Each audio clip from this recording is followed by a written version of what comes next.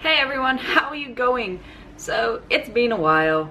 Again, I'm sorry, I'm trying to do better. But, it's time for a video, and we are going to talk about Camp NaNoWriMo that's coming up in like 2 weeks. Oh my god, this year is already going way too quickly. Slow down please. Please. For those of you who don't know, Camp Nano is an offshoot of NaNoWriMo, which is National Novel Writing Month, where over the month of November you try and write a 50,000 word novel over the month of November. Camp NaNoWriMo is a little bit more relaxed than that. You get to set your own goal rather than having to specifically reach the 50,000 word mark. Although I'm still going to set it at the 50,000 word mark, and if my previous years are anything to go by, I'm not going to come close. But I'm still going to try. So throughout April, I'll be making videos, I'll be doing updates about the progress, and I'll be trying my hand for the first time really at plotting out a story and really knowing where it goes before writing it. As you may know, I am a pantser by nature. I am all about just diving in and seeing what happens. But this is a high fantasy that I want to do.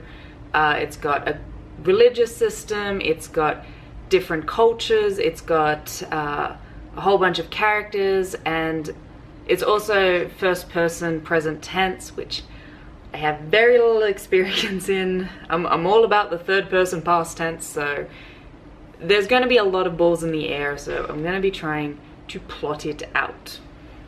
But how am I going to go about that? What plotting tools am I going to be using? Well, that's a good question. That's a really good question. I should figure that out at some point. Yeah. There's a couple of different techniques that I've come across, but basically what I'm doing at the moment is I've created a character wheel, which is a technique that I've used before, that basically has all the characters on a page and sort of mind maps their connection, you know, love interest, sworn enemy, and those two are love interests, and just kind of maps out all the different relationships. While I definitely know what all the different relationships are, it sometimes helps to keep it in mind. As for the actual plot, what I've got is at the moment a series of the 5 major locations that the book will take place in, and each one has its point of tension, and different point of tensions. Some are less serious than others, but also it should, aside from the main tension, it should release the previous point of tension. So I'm trying to keep in mind the ebb and flow of rising tension, release, rising tension, release, rising tension, release. I'm a big fan of pacing, and that's something that really matters to me. In a previous Manuscript Monday, I have actually talked about this story before.